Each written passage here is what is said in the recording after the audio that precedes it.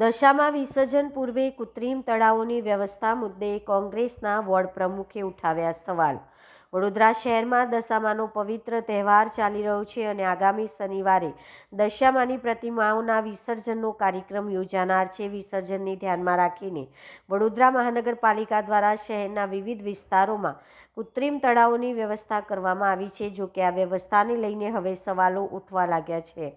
કોંગ્રેસના ward number 10ના વોર્ડના પ્રમુખ હાર્દિક આમોદિયાએ મહાનગરપાલિકા દ્વારા તૈયાર કરાયેલા કેટલાક કૃત્રિમ તળાવોની સ્થિતિ અંગે અસંતોષ વ્યક્ત કર્યો છે. તેમનો આક્ષેપ છે કે અનેક સ્થળોએ વિસર્જન માટે જરૂરી સુવિધાઓ અને પૂરતી વ્યવસ્થાઓનો અભાવ જોવા મળી રહ્યો છે. તેમણે જણાવ્યું હતું કે દશામાના વિસર્જન દરમિયાન મોટી સંખ્યામાં ભક્તો ઉમટવાના હોવાથી સુરક્ષા, સ્વચ્છતા, પ્રકાશ વ્યવસ્થા, બેરિકેડિંગ અને અન્ય મૂળભૂત સુવિધાઓની યોગ્ય રીતે ઉપલબ્ધ હોવી જરૂરી છે. જો સમયસર યોગ્ય આયોજન નહીં થાય તો ભક્તોને મુશ્કેલીનો સામનો કરવો પડી શકે છે.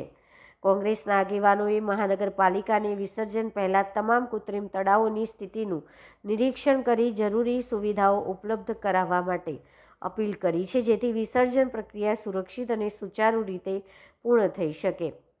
હવે દશામાના વિસર્જન પહેલાં વડોદરા મહાનગરપાલિકા રજૂઆતને ધ્યાનમાં લઈને જરૂરી સુધારાત્મક પગલાં ભરે છે કે નહીં તેના પર શહેરવાસીઓની નજર મંડાયેલી છે.